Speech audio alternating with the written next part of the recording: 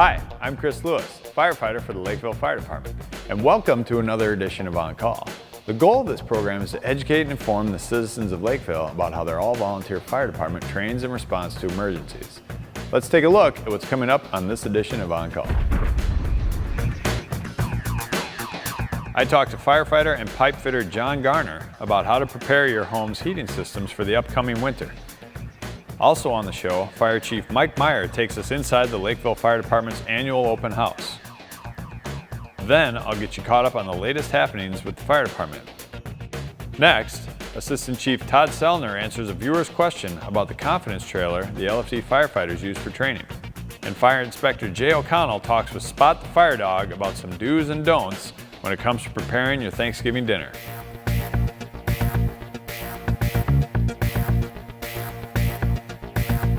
Today we're talking about home heating safety, and joining me out of Fire Station 4 is John Garner. John, thanks for being here. You're welcome. So why don't you tell me a little bit about what you do when you are not a firefighter at Lakeville? Well, I'm considered a pipe fitter, otherwise known as an HVAC technician. I work for McQuillan Brothers out of St. Paul. So John, why is home heating safety so important? Well, you have a couple things to consider. You have carbon monoxide, gas, and pipes freezing, not to mention discomfort. If you don't keep up with your system, you could experience any of these. Okay, so I'm a really visual guy. Can we take you over to like a house and you can show us what we should be looking for and good and bad features, things like that? Sure, let's go. All right. All right, John, so here we are now in the utility room of a house in Lakeville. Tell me what I'm looking at. I see a furnace, some other stuff, but as the homeowner, what do I want to see when I'm here? So the first thing is, dirt is the enemy. Dirt and dust can cause a lot of problems in your home. So keeping a nice big space in front of your furnace clear, just like this homeowner has done, is super important for safety and for functionality of the furnace. Okay. Another thing is, don't keep flammables next to an open flame. You can see inside of here, where there's fire, you don't want any combustibles anywhere near. Okay. Makes sense. The next thing is, make sure everything's labeled properly. You can see this homeowner has done some labeling of his own. We got the main shutoff here, the garage, basement, dryer, and so on. But the biggest thing is to make sure to know where your main shutoffs are for gas and electric. Here's your gas for this one, and your electric for this one. So this is all the pipes going to all the different areas of the house and stuff like that. If there's a problem, you just shut one off instead of turning the whole thing off or something outside. Right? That's right. Okay, excellent. What kind of maintenance, if I'm the homeowner in this house, what kind of maintenance do I want to make sure I'm doing, and how often do I want to be doing it? Sure, just like I said, dirt and dust are the enemy. So keeping your filter clean and changed on a regular basis is important. If you can see light through your filter, that means it's not time yet. But even if this says 6 months, I'd take a look at it every 30 days. What do I not want to put my hands on? What do I see there where I'm like, I better call somebody who does this for a living? That's a great question. So one of the important things that we do when we come out, we do an ORSAT test. Okay. It tests the carbon monoxide levels, oxygen, and carbon dioxide of your exhaust from your furnace. Also from your water heater or any other combustible source. These three numbers will tell you the health of the unit. If you have high levels of carbon monoxide, you need to know as soon as possible, because that can affect the health and safety of your family. Right, and that's why we need all the carbon monoxide alarms, throughout the house and whatnot. But would that be something where I call you, we see that high levels, do I have to replace the entire furnace? Is it just a matter of cleaning things out? Where do we get to at that point? It could be a number of things. They'll tell you what's going on. Okay. And if there's high levels of carbon monoxide, you could be looking at a cracked heat exchanger. It could be dirty. And either way, we can deal with it. Okay, excellent. So we've got the furnace. I also see a water heater and other stuff, but is there anything I want to worry about when it comes to like the water heater? Yeah, same safety rules apply. Make sure you have at least 3 feet in front of your combustible area. You can see down here there's fire. So where there's fire, keep the flammables away. Okay. Also, knowing where the shutoff is for that particular unit. If you have a gas leak, it smells like rotten eggs. You're going to need to know where to shut it off if you have the ability. Otherwise, call center point or the fire department. Right, and get out of the house at that point too, right? Okay, great. There are some other things I'd like to look at if it's all right with you. Sure. But so let's go over to the other spot of the house. Sounds great. Excellent. So everybody loves a fireplace, especially here in Minnesota. We have a gas burning one here, but people also have wood burning fireplaces. What do we need to know or tell our viewers about safety in this area? Sure. With a gas burning fireplace, obviously with gas, if you smell something, call Center Point or the fire department. Okay. Also, there's electronic equipment in here and gas valves. They need to be dusted out regularly so they don't start on fire. The next thing is wood burning fireplace. You want to make sure it's clean and inspected every year. The chimney can deteriorate over time, and you could end up having a house fire from that. Right, cracks or anything in the soot built up. Yep. So, all right, excellent. And there's one more spot I want to go take a look at if that's all right with you. Sure, let's go. Great. All right, John, now we're out here in the garage, and I've got a space heater up here to keep this garage warm. A lot of houses in Minnesota will have these. I imagine this is pretty low maintenance, but what are we looking at up here?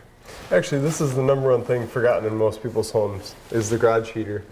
You can see this one in particular. It's burning dirty on the inside, which is creating a leak in the exhaust system. These things are just as much maintenance as the furnace inside your home. Okay. And the important thing is just to have them cleaned, just like anything else in your home. Now, is this something as the homeowner I can clean? I mean, it's a little tiny unit like this, or should I be calling you guys? Sure, you can take a few things apart and clean the initial area. But if you want to go on a deep clean, I would call an HVAC technician. Okay, otherwise we could be looking at problems here, something venting all the way out to outside, things like that. That's right. Usually when it shows signs like this, it's getting ready to break down on the inside. Okay. The metal is starting to wear out, and the leak is more than just in the exhaust. Okay, excellent. Well, thanks for being here, helping us out, showing us a couple things, and hopefully people keep their equipment clean. You bet. Thanks a lot. Coming up next, Fire Chief Mike Meyer takes us inside the Lakeville Fire Department's annual open house.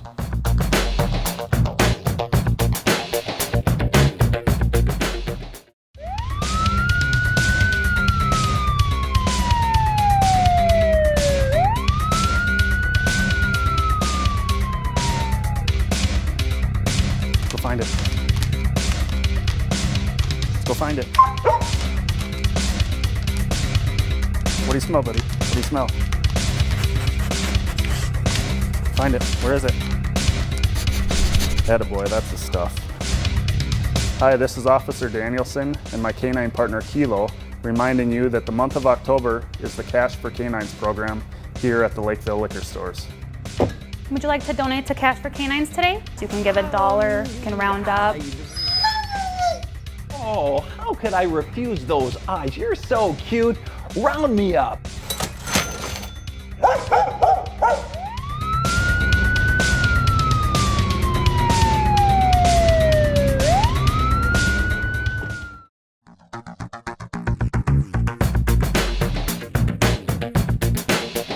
Welcome to another edition of Chief Corner. I'm Fire Chief Mike Meyer. Today I'm joined by Jay O'Connell at our open house. We're going to talk a little bit about what we do here today.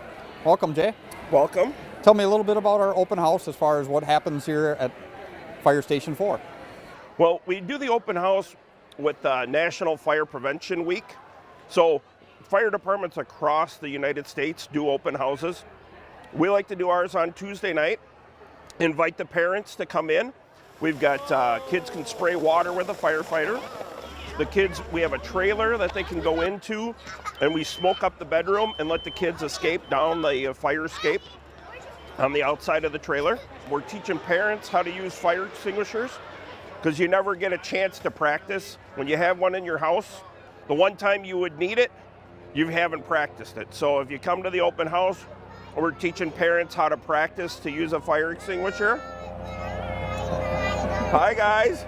The open house is the best! We have a lot of kids that we invite. We go into the schools during October and invite them to the open house. So kids love to go in and look inside the fire trucks. So we have firefighters doing that. We also want to show the parents what happens on an auto extrication. So two cars crash, and we want to show them how we cut the car apart here where they can kind of see things. We don't want them slowing down and trying to look while we're working, because sometimes they might veer into us. So it's much safer to do it at an open house event. So for Lakeville, we really get a good crowd. I'd say we get probably 500 people coming out. It's a great crowd. We have people going around the fire station. We invite Centerpoint Energy to come and talk about calling before you dig. We have Dakota Electric talking about wires that are hanging around outside. We've got the police department here talking about child seat safety. What'd you do wrong? Didn't clean my room. And we talk about fingerprinting your children. So we kind of cover the gamut of different things that people can do. This year we did a special thing on a kitchen fire. So we talk about kitchen safety for parents, some simple things that they can do by turning off the heat in the oven or turning off the heat on the stove that will limit the fire. By the time we get there, it's still tenable and we can put the fire out. What's new this year that we're doing after this, that we have something that's going on that's different? So in the past, we had done a car fire, but we really don't want to endanger people by having the car fire, so we've come up with a new mini house. So what this house is going to do is show you what happens when you close the door and you limit the smoke and the heat that are coming into the house. So we will close doors on the house or open doors, let the fire get up into the attic, and show you how that sheetrock in your bedroom is very important to us, because it helps hold the fire to that room of origin. That is kind of a new topic that we've worked on. We've had the firefighters see the same demo, and we thought, why not bring it out to the public? All right, so a pretty busy evening for us, so thanks for being here, and thanks for talking about a little bit of open house tonight. Well, Chief, I got to get running to the next demo, so I'm going to get people over to the auto extrication, and we'll catch up with you later, all right? All right. Apparently we just filmed Jay's Corner tonight.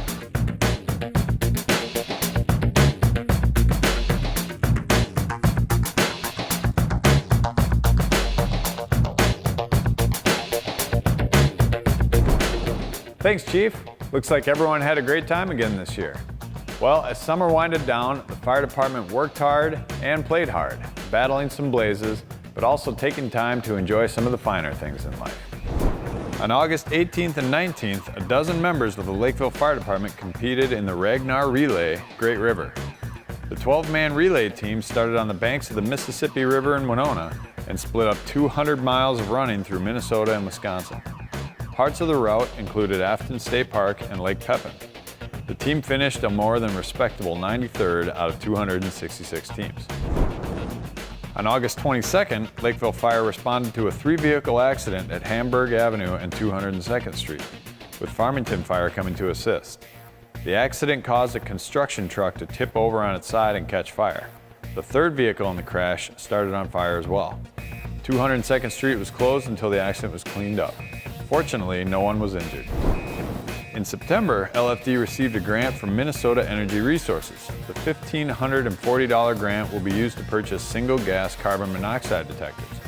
First responders will be equipped with these detectors to alert them if they are entering areas that contain high concentrations of carbon monoxide. On September 7th, Lakeville Fire assisted with a fire in the attic of a Farmington home. The fire was quickly extinguished and there were no injuries.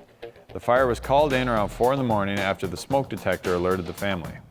It's a good reminder to change your smoke detector batteries regularly and replace the smoke detector after 10 years. On September 8th, the Lakeville Public Safety Foundation held the 3rd annual Police and Firefighters Ball at Brackett's Crossing Country Club. They've held the event as a thank you to the men and women who keep us safe here in Lakeville and the surrounding areas. During the program, awards were handed out for the Lakeville Police Officer and Lakeville Firefighter of the Year. This year's Firefighter of the Year was Todd McNamara. On September 21st, Lakeville Fire assisted with a fire in Rosemount. The fire occurred in a residential garage when a gas meter started on fire. The fire severely damaged the residence and caused heat damage to a neighbor's garage. Firefighters were able to turn off the gas valve to extinguish the source of the flames.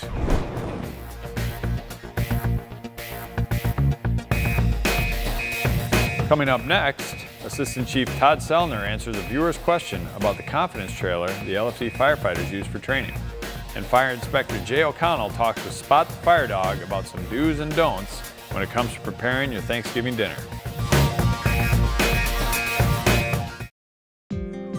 Check your boat, trailer, and gear for aquatic invasive species before leaving the access. It's the law. Clean off plants, animals, and mud. Drain your boat, live well, and bait containers, and leave plugs out while traveling. Rinse boat, live well, and gear with hot water. Spray with high pressure, or dry for at least 5 days. I'm doing my part to protect our lakes.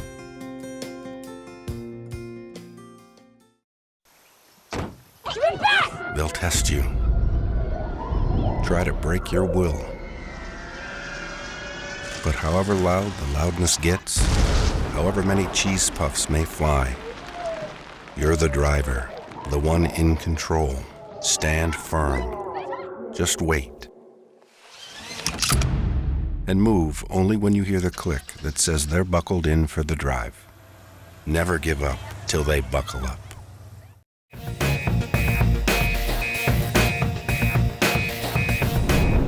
Hi, I'm Todd Sellner, Assistant Fire Chief, and this month we got a question from Barb. Barb asks, I recently saw a big trailer behind Fire Station 1 and there are firefighters crawling in and out of it. What is that thing used for? Thanks for the question, Barb. That is our confidence trailer, which we borrow from the Dakota County Special Operations Team to help train our firefighters, as you will see.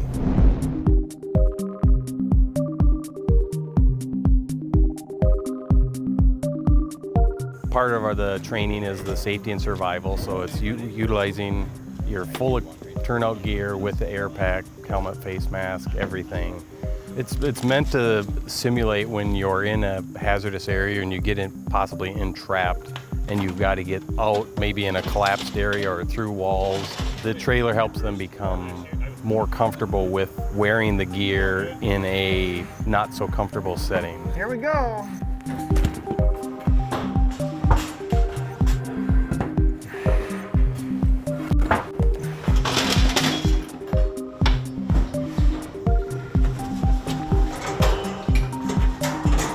The caged maze inside, the walls are movable. You can set it up in any situation or scenario you want. You have different obstacles that help the firefighter create their confidence by going through a small opening, whether it's vertical, horizontal, or a circular, so we can change the holes, the vertical, horizontal holes, just so that the firefighter doesn't get used to the same situation every single time.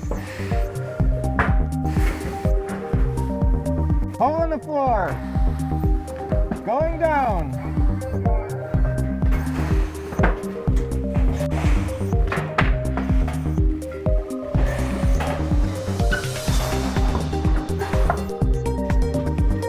You done this yet? No? The reason we put 2 firefighters in at a time is it helps them get through. They can talk with each other, let the other firefighter know what's coming up, what obstacle they've got coming up. Door.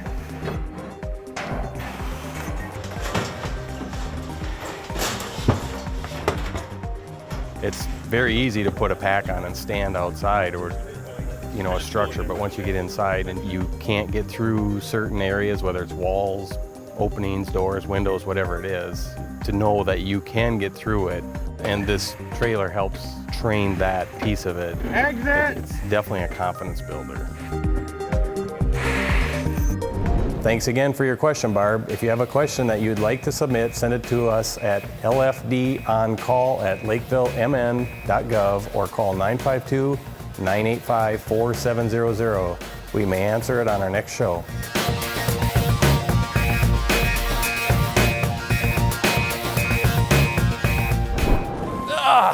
Hi there, everyone. It is I, Spot the Fire Dog, because I like to spot and stomp out the fires. And hey, I'm here at Fire Station number 4 because I, Spot, am going to make Thanksgiving dinner for all the firefighters. So what I'm going to do is I got my little fryer here, and I'm going to do a frying of a frozen turkey right inside here at the fire station. And oh, hey! It's Fire Inspector Jay O'Connell. What are you doing sitting right next to me?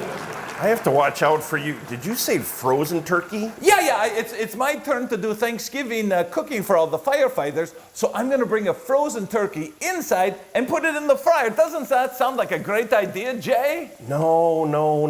You have to let it thaw out. What? You can't put something frozen into the hot oil. It's going to explode and you're going to burn down the fire station. You know, I don't really understand what you're saying, but if you guys look at this visually, our editor has this great video of a turkey going into a fryer. So what are we seeing now, Jay? They're putting the turkey in and it comes off of the hook that they're lowering it into the oil with. Whoa, look at those flames. It's going to splatter the grease everywhere. And you're going to have one big fireball, you're going to get burned, you're going to end up in the hospital. Wow, so what you're telling me is it is, first of all, not a good idea to fry a turkey in the fryer when it's frozen inside the house. That's bad, right? You don't want to do that inside the house. Those turkey fryers are made for a turkey that's 12 pounds, okay? So you want to be outside, and you don't want to be under the deck. You don't want to be in the garage. Oh, come on, but it's cold outside. Why wouldn't you want to be in the garage? That fireball can go right up to the ceiling and then catch everything in the garage on fire. Ugh. Okay, Jay, I've decided we're not going to do the deep fryer. I put the turkey inside the oven, and I've got all the other things cooking on the stovetop. I've got my yams and my yin-yangs and my rice and all of the good football stuff that I have. How about if we, hey, go and watch some football? We need to stay in the kitchen. Why? Cooking fires is our #1 cause of fires. Really? Well, you're cooking 3 times a day, maybe 4 times for you.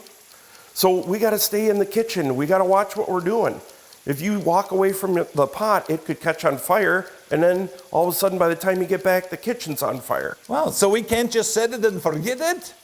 You cannot. We need to stay in the kitchen. But the cook needs to stay in the kitchen. I can go watch some football. Darn, I was going to do a spark of the football and go watch football with you, but I guess I'll have to stay in the kitchen. Well, watch out for the football there. Don't trip on it. Yeah, that's another thing. You got to make sure you keep the floor clean, because when you take the turkey out of the oven, you might step on the football. Oh, Jay, you're so... Whoa! Are you okay? Spot? Yeah, I just slipped on the football. I guess that's a good reminder to keep the floor area round and near the kitchen clear of obstacles. Ho, ho, ho! Hot apple pie just out of the oven. And hey, Jay, this has been a very fun segment, but I gotta tell you, there's been way too many don'ts and not enough do's. Well, I got one do for you. Oh, what is it? I would watch out for those hungry firefighters over there. Oh, where are they? I don't want them to eat my pie. Hey, you hungry firefighters, you stay away from my... pie? Unbelievable.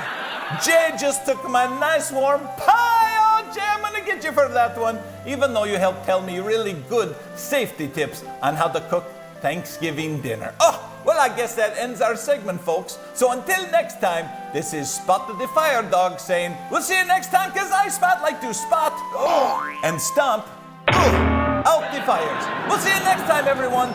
Jay, bring back my pie!